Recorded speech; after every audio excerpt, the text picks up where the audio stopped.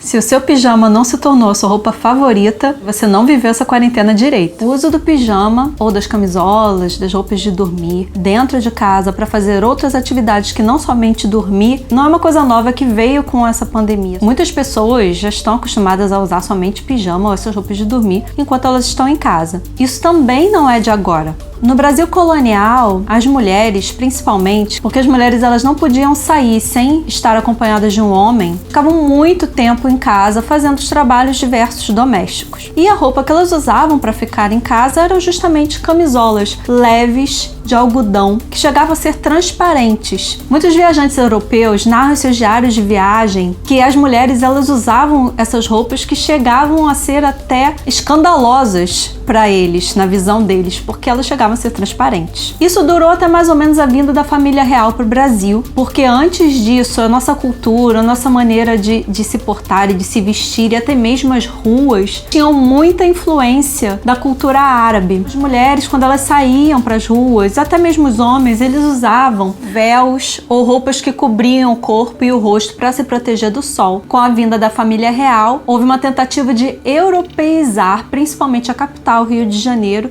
e mudar esses costumes que eram da cultura moura, que eram da cultura árabe. Uma tendência da moda que a gente tem visto atualmente é usar peças de pijamas ou de camisolas para sair. Por exemplo, eu mesma estou com a parte de cima de um pijama para falar com vocês hoje. No entanto, essa tendência também não é nova. No século XVII, entre a aristocracia europeia, houve uma moda de posar para pinturas ou de até mesmo aparecer em público usando camisolas. A mulher nessa imagem está vestindo uma camisola, que é a parte escura, por cima de uma roupa de baixo, que seria o que a gente conhece hoje como uma lingerie, calcinha, sutiã, enfim. E por cima ela está vestindo somente uma camisola. Era um desnudamento. E o pijama, quando é que ele surge? Quem primeiro começa a usar os pijamas são os homens. Até meados do século XIX, os homens ainda usavam camisolas, que eram camisolas de algodão. Algumas tinham detalhes de renda, golas e acompanhadas às vezes até de uns gorros ou toucas. Lá para a Idade Média, as pessoas elas não usavam nada para dormir. Não existia uma diferença entre a roupa do dia e a roupa para dormir. Muitas vezes elas usavam ou a roupa de baixo para dormir ou não usavam nada. Tanto mulheres quanto homens usavam túnicas e essa era a roupa comum da Idade Média. Já a partir do século XX, os homens eles passam a usar pijamas, principalmente com estampas listradas ou xadrezes, que eram as mais comuns, e os pijamas passaram a ser de duas peças, calça e blusa. Por volta da década de 20, as mulheres finalmente passaram a usar também pijamas para dormir.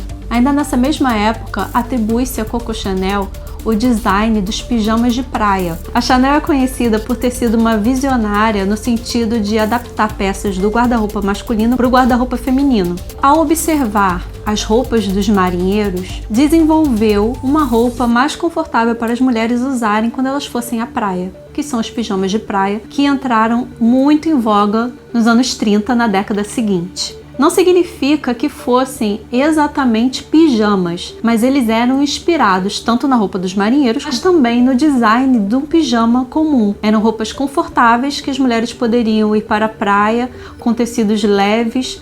Ao contrário da década de 20, na década de 30 as pessoas passaram a aproveitar melhor os passeios ao ar livre, idas à praia, a prática de esportes ao ar livre. Esses pijamas de praia que eram confortáveis e mostravam certas partes do corpo, inclusive as costas, esses pijamas de praia passaram a ser muito populares. E agora que você está mais íntimo ainda do seu pijama, porque soube a história dele e todos os tipos de usos para além de ser somente uma roupa de dormir, que tal você adaptar o seu pijama para todas as situações que você quiser? Quem disse que pijama é só para dormir?